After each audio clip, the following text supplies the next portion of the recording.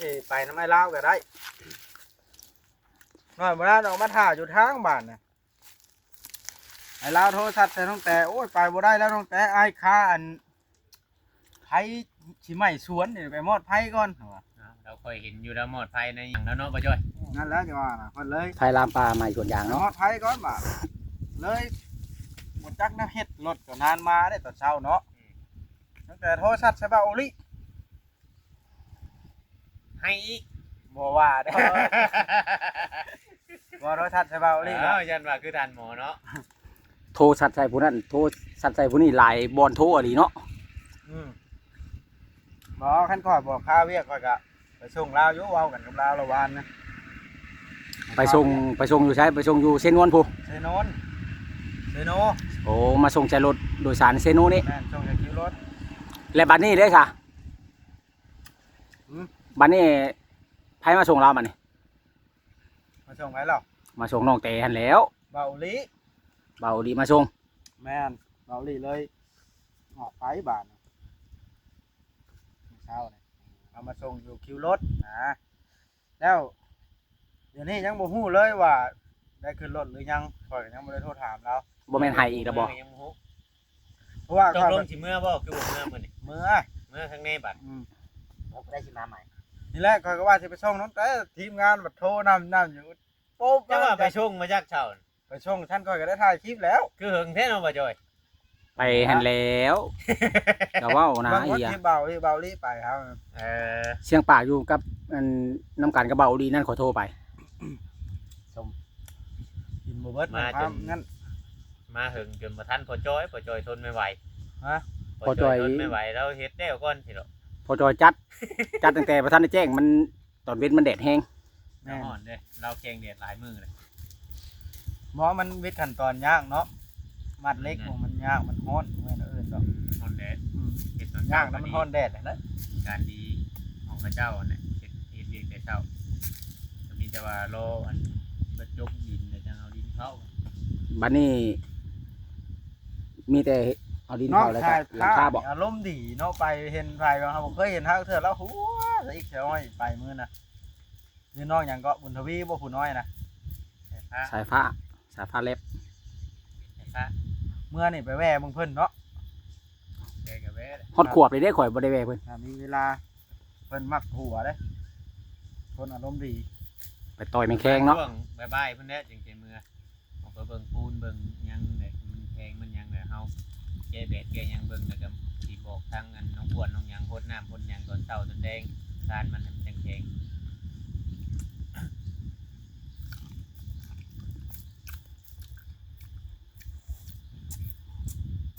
ผมยังมาจอยยากกินแหละเนาะ ๆอยากกินนั่นแหละบ่จอย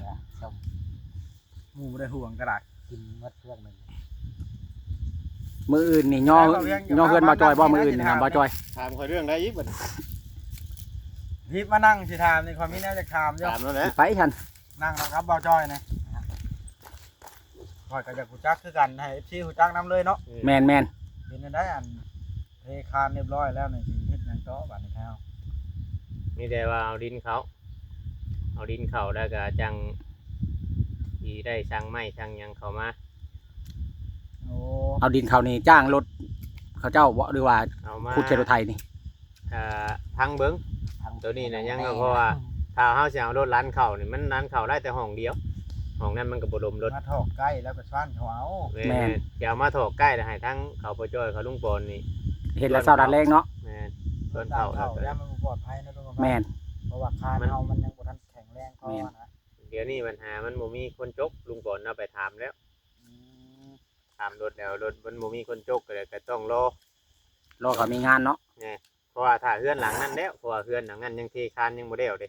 เพราะปกติถ้ามีสองเฮือนแหละสองหลังเนี่ยเขาสิจกให้ไมโครนะเพราะว่าเขาสิจกงานน้อยๆนี่เขาบ่จกเด้มันบ่คุ้ม โดย น้ำมันก็แพง ค่าน้ำมัน เป็นโค้งนี่ให้พอจ้อยกับอันปอนเฮ็ดโนดคอยสิบอกดอกตัวใดมันบ่เป็นนะคือสิหาช่างมาได้ใช้ อันนี้ยังบ่ได้นั่นรอให้แบบได้ไม้ได้หยังได้อุปกรณ์ก่อน เป็นคุยกันเนาะ รอได้ไม้ได้หยังได้อุปกรณ์แล้วจังค่อยว่ากันอีกเทื่อนึง ถ คันให้เขาหาสร้างมาต่างหากนี่พวกนี้สิบ่ได้บ่ได้เฮ็ดงานนี่ ว่างงานตรงงาน จักคันว่าสิอันอย่าไปเว้าน้ำสร้างผู้อื่นแล้วให้เขาเป็นหัวหน้าสิ เขาบ่เอาแบบนั้นน่ะ ไผบ่เอาสร้างนะ ทางน่ะข่อยคุยแล้วมันเขาบ่ให้พวกนี้เฮ็ดนั่นแหละข่อยจังให้ทางกันซุมเฮามาบอกงานบอกหยัง อืม ทำเขามาแต่เขาสิมาแต่คนเขาเองเด้อแบบนี้นะ ทีมเขาต่างหาก ทิ้งเขาต่างหากเลยบางเทื่อบางทีบัดบ่อยากเข้าคลิปเขาหยังแบบนี้นะบ่บด โอ้ นะ โอ้เฮ็ดเฮือนให้ชายบนบ่จะเข้าคลิปสิเฮ็ดบ่ได้ซะนะ แม่น ยอมทั้งมวลได้ข่อยก็ได้ อ่าตัดสินใจเอาทีมงานเฮามาช่วยทางเขาบ่จอยนี่แหละในขั้นตอนแรกก็เลยอันเฮ็ดแบบนี้เดี๋ยววันนี้น่ะรอให้มันแล้วในเอาดินเอาหยังเข้าบางเทื่อบางทีนี่อาจจะได้อ่าพูดห้องน้ำห้องหยังก่อนบางเทื่อนะในความคิดของข้อยอันนี้น่ะก็สิคุยกับทางผู้หลักผู้ใหญ่ถ้าว่าชุมเขาเจ้าเบิดเวียกเบิดหยังอ่ะบางเทื่อสิพูดกลุ่มห้องน้ำไว้ท้านะเฮ็ดไปตามที่ละขั้นตอน ว่าถ้าลุงปนเล่าว่าถ้าว่ารถเนี่ยไปถอกไว้ชื่อรถละ500 ท่องไว้ดาล่า แม่นนะจะเอาประมาณ8รถ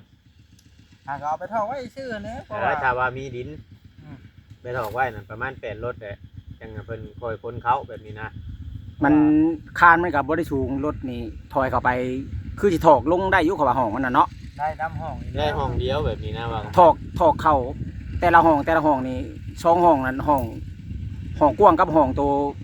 บ่ได้ ทางเสียสิได้อยู่ข่อยว่า ไปแบบบ่มีจังหวะกับมันมุนปุ้ยคือกันเนาะ โอ้ยมันถึกคาน น้ำหนักมันลงน่ะ แก้ไขบ่ได้ไร เพราะว่าปกติเขาถอกนี่เขารถพอดนี่เขาสิค่อยลันเขาได้ให้มันถมเพราะนั่นแหละบ่ได้เขาจังสิเล่นขึ้นเหยียบเนาะ เขามีวิธีของเขาได้พวกครับมันพวกรถพอดนี่ถ้าเขาตำเพื่อนนี่คือว่าเขารับผิดชอบแต่ว่าเฮาคือเฮาเว้าอันนี้เอาแบบถอกไว้นอกแต่เฮาคนเฮาคอยเอาเขานะคือ มันใกล้เลยเนาะชวนเขาแล้วเนาะ หมอวันชัยก็ตอนเช้าตื่นแต่เช้ากับลูกโยแต่ละเช้าเนาะ แม่นมื้อนี้ก็3คนแล้วเนี่ยทั้งน้องมันชัยแล้วก็ทั้งลุงปอนทั้งพ่อจอยช่วยกันเมื่อวานนี้ทั้งน้องมันชัยกับจอยเนาะพ่อจอยเนาะตัวนั้น อย่างมันต้องขั้นเป็นตอนไปเนาะ แม่นตอนไปแล้วก็คือเฮาเว้าหั่นแหละแต่ว่านั่นเรื่องเฮ็ดนี่ตามที่ข่อยคิดไว้นะถ้าว่าตัวหลังคานี่เขาเจ้าสิบ่ค่อยปานใดถ้าว่าเอามุงหลังคาให้เขาเจ้าแล้วนี่2คนลุงกับนี่สิได้ แล้วก็ แม่น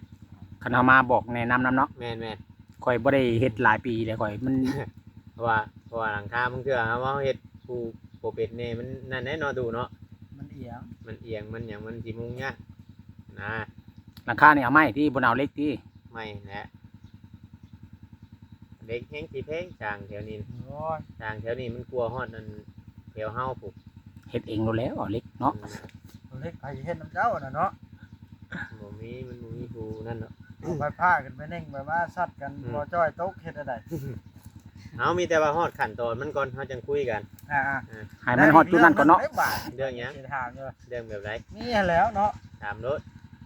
ลาดคานกันแล้วเดี๋ยวนี้นะทางพอจ้อยถามเรานี่แล้วกันคอยถามเราได้แล้วเงินก็ทางยกคอยทุกอยู่ได้เดียวนี่เอาว่าเพิ่นว่า แม่นบ่แล้วอุกบ่ แม่นแล้วเอา เมียเราจะขอน้ำข่อยกับน้ำบาบอสกินนี่เนาะข่อยว่า มาวัดแล้วมา เฮาบ่มีแล้วเฮาจังมาเฮ็ดซอยเจ้าว่ะ บ่แม่น นั่นได้ว่ะ เรื่องเงินกาช่างนี่ที่จริงอ่ะคุยนัดกันกับบ่ลาวนะว่ามื้อนี้น่ะไฟไหม้ชนยางคือไปกระหู้อีแล้วเนาะบ่จอยไปคุยกันแล้วกับเราเมื่อวานนี่น่ะนัดกันกับเรานะว่ามื้อนี้เดี๋ยวมื้อนี้ข่อยทันได้คุยกับพ่อจอยนัดกันแล้วเมื่อวานนี่น่ะ ทางชาวเทคานเท่าไรบาทค่าสร้าง ก็ต้นละพัน ต้ กับ นละพัน แม่นกับ1,000แต่เงินนำบ่ลาวนั่นตอนแรกน่ะคุยกันนะว่าเอา6 ล้านวันนี้แต่บ่ฮู้ว่าเราสิ6 ล้านนะแต่ว่าเฮาไล่ใช้ต้นละพันก็มันบ่ถึงเนาะเมื่อกี้คิดว่าจะเอาขึ้นเบิดได้ตัวมาในวันนี้แหละนั่นแหละฟังเบิ้งว่าเราสิจ่ายให้เฮาแบบไรสมมุติว่าเราจ่ายมากอ่ะ คือว่าเนี่ยเราก็สิจ่ายไปตามเฮ็ดงานคือกับบ่จอยเราก็เฮ็ดกลัวเฮาหั่นน่ะเนาะ เราอยู่ใกล้เนาะ แม่นเราก็นั่นเฮาเฮ็ดก็ไปตามเฮาเฮ็ด เราอยู่ใกล้เนาะ แม่น เราเฮ็ดหลายกว่าก็สิให้เราหลายกว่าคือเขาบ่จอยเขาทุกคนนี่ก็คือทางอันน้องวันไซก็เราเล่นซอยก็บ่แม่นดอกว่าสิบ่ให้ก็ต้องได้ให้นั่นแหละผู้เด็กผู้น้อยปันกันคือทางทีมงานเฮานี่เว้าง่ายๆว่าต่างมาซอยเนาะต่างมาซอยแล้วก็สอนวิชาให้เพิ่นเลยว่าต่อไปทั้งเทื่อทั้งที่นี่เราได้ตั้งเฮือนลุงเฮือนหยังเรานี่เพราะว่าเราเฮ็ดไร่หั่นนะบ่บ่เพราะว่าเฮาก็มาถ่ายคลิปอยู่แล้วหั่นนะบางเทื่อบางทีมีผู้ใหญ่เพิ่นซอยมาหรือว่าช่องทางไหนก็แล้วแต่ใช่บ่ว่าอยากซอยทางอันพอลุงพรแบบนี้ แล้วบ่ นะ จ้อยเฮาเหงาหยังเฉยเลยนะ เดี๋ยวเรื่องไหนนะ คือบ่ฝากบ่ติง เนาะแม่นบ่ แม่นบอยชื่อให้ก่อน เอาแล้ว โทรศัพท์ตายตัวได้นะ ว่าจ้อยเด้ เอาแล้ว คือข่อยได้ยินว่ามื้ออื่นเพิ่นสิตั้งเฮือนบ่จอย บ่จ้อยสิตั้งเฮือนบ่ แม่น พุ่น เช้าสิซื้อบ่ได้ตา จักเสาอะนะ หาเช้าเอง ห้าเสา เช้ากับตั้งเฮือนบ่แม่นบ่เดียวกัน เจ้าบ่ได้ไปย่อช่วยแล้วบ่มือ เดี๋ยวเราบ่ได้หาเนาะหน้าด้าน หาได้ไหมบ่จ้อย หาเลยเด้นี่แนวไปทำกันได้หมดทุกคน หาเท่านี้เวียงจอดจังเว้า แล้วยังบ่ได้เว้าเนาะ ก็เว้าแล้วว่ามือยังสิไปย่อช่วยแล้วตอนเช้าบางเทื่อบางที บ่ มัน จ้ ช่ อ วย ย แล้ว นะ บ่เล่าทีมงานจักดี มันช่วยแหละ นะ ก็อาจจะบ่ได้ออกมาพี่ก็บอกลุงปอนแล้วผม เจ้าก็บอกนึกว่าทีมงานตัวเองเนาะ ก็บอกเลยดีนี่ เดี๋ยวในเรื่องค่าสอกค่าสร้างเดี๋ยวค่อยไปคุยกับพ่อจอยอีกเพราะว่ายันเราบ่เข้าใจนะ ครับคุยแล้วเข้าใจ เพราะว่า เจ้าก็ได้ บ่ทันได้ขึ้นหาเราอยู่มื้อนี้เนาะ ยังบ่ได้ไป ได้ว่า เพราะว่ามันแนวนี้เราก็เฮ็ดเรียกแล้วหั่นนะอยากให้ไปเว้านํลาวในยันเรากังวลเนาะบ่จ้อย Channel อ๋อมันอันนั้นน่ะคุยกันแต่เมื่อวานนี่ก็บ่ลาวน่ะ บ่จ้อยสิบอกภายแน่เดี๋ยวว่า บอกได้เฮียบอสบ่ ทุกคน ภายแน่ให้เอ่ยชื่อนั่นนี่เลย YouTube งานนี่ บอกบอกวอด อ่า เรายิงใช้ อ่า ตูกงไพ อ่า ทิดแอน โอ้ไปได้ปกติต้องบอกเรียนกัน โอ้ บ่ปกติต้องบอกเรียนนี้เรียนนี้ความผล มีรายชื่อแล้วเนาะในนี่นะหมดทุกคน หมู่สิว่างก็ไปบ่ว่างก็บ่เป็นหยัง แล้วอัน บ่ได้กินหยัง ได้หยังยอมช่วยน้องหมู่คู่ ยังบ่มีแล้ว กินนะ นี่แหละหนึ่งมะม่วงนี่ ยังบ่มีแล้ว กินมะม่วง อย่างน้อย ดี เจ้าต้องให้มีน้ำเย็นเด้อน้ำเปล่าๆเขาใช้น้ำแข็งเฮ็ดเวียกมื้อ ขาดบ่ได้คือเอ็มร้อย ร้อยต้องได้กินบ่ เอามันจังมีแฮง ต้ เด้ องได้กินร้อยเด้อบ่จ้อยเด้อ ตึกตักเนาะ นะหามิงแข้งผู้ใบคออ่อนนี่ เอาพี่น้องสรุปแล้วก็คลิปนี้ก็สิบ่มีหยังหลายก็สิประมาณนี้แหละเนาะคือคลิปนั่งกินส้มล่ะอันใดของใจที่เฮายังบ่ฮู้เฮาก็เลยถามเบาเวียงหันนะเนาะ โดย อ่า ตามมาได้พี่น้องไงเนาะ FC หลายคนก็เพิ่นก็ถามกันมาอยู่คือทีมงานนี่สิเอาอยู่บ่อัน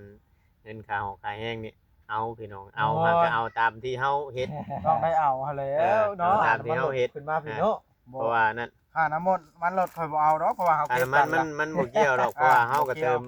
ตลอดอยู่แล้วเฮาขึ้นมาแบบว่า บ่เอาตัวนะ ถ่ายคลิป เพราะว่า เฮาก็ต้องได้เติมอยู่แล้วพี่น้องไงเนาะ ฮะ จะเอาลงก่อนแล้วพ่อบ่ เอา เฮา ก็ เฮ็ดเวียก เบาแอนสิได้ชอบ บ่แม่นแบบนั้นบ่แอน เนาะ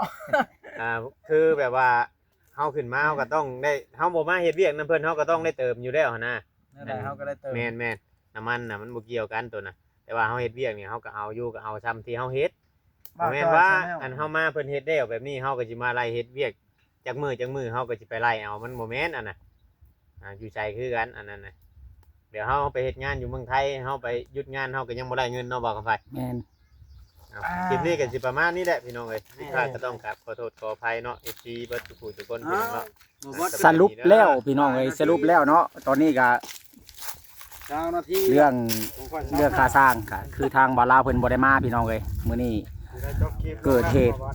ตุแบบฉุกเฉินพี่น้องเอ้ยไฟไหม้ป่าสวนยางเพิ่นก็เลยบ่ได้มามีแต่สิไปแจ้งทางอันอาจอยแล้วก็ทางลุงปอนผู้แหละพี่น้องเอ้ยเท่ามือเพิ่นมาผู้แหละเนาะจัง นี่นะ CG ผู้ บ่เปิดเอา เว้าให้ฟังพี่น้องเอ้ย เปิดโอกาสนำบ่จ่อยนี่